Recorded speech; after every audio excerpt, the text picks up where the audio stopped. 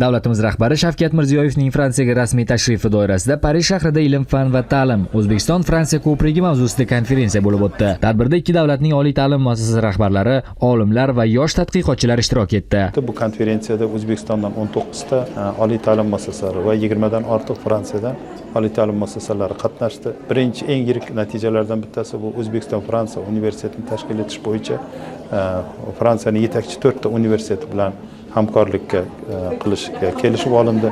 Bu yo'nalishda O'zbekistondagi 4 ta yirik universitet, bu O'zbekiston Milliy universiteti, Jahon tillari universiteti, Transport universiteti, Texnika universiteti hamkorligida O'zbekiston tashkil etiladigan dolzarb yo'nalishlar nuqtai nazaridan, ya'ni mashinasozlik, yashil energetika, til yo'nalishida, bioinformatika yo'nalishida kadrlar tayyorlashga kelishib olindi.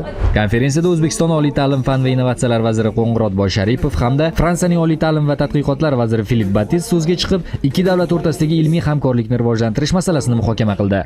Bugun ilm, fan va ta'lim O'zbekiston-Fransiya ko'prigi konferensiyasida ishtirok etish men uchun katta sharaf.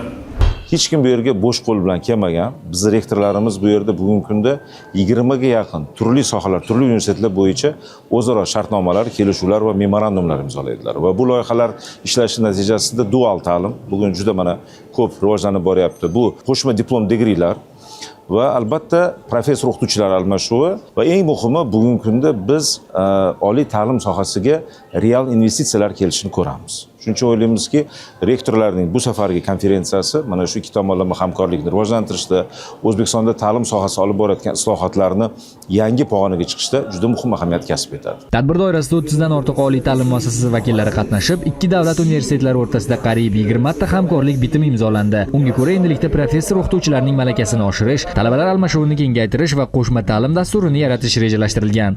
Batel mehmondo'stlik maktabi bilan hamkorlik doirasida bu 3-chi bizning hamkorlik shartnomamiz bo'ladi va bu doirada bizda professor o'qituvchilarimiz, talabalarimiz 50 nafar talabalar qo'shma ta'lim dasturi asosida ta'lim olishlari nazarda tutiladi. Biz bugungi Isoxon Ibrat nomidagi Namangan davlat chet tillari instituti hamda Frankofoniya universitetlar assotsiatsiyasi bilan asosiy hamkorligimiz shundan iborat. Tadbir doirasida O'zbek-Fransuz universitetini tashkil etish, ilmiy-texnik hamkorlikni rivojlantirish va madaniy merosni asrash bo'yicha ham muhokamalar bo'lib o'tdi. Mazkur forum boshqa forumlardan farqli ravishda nafaqat oliy ta'lim muassasalari, balki oliy ta'lim muassasalari bilan birgalikda Fransiyaning eng yirik ishlab chiqarish korxonalari va kompaniyalari ham ishtirok etmoqda. Shular qatorida biz Fransiyaning Sevius xalqaro kompaniyasi bilan birgalikda ichimlik suvini tozalash va oqova suvlarni qayta ishlash, aqlli sug'orish tizimini joriy etish, suv xo'jaligi texnologiyalarini ishlab chiqish bo'yicha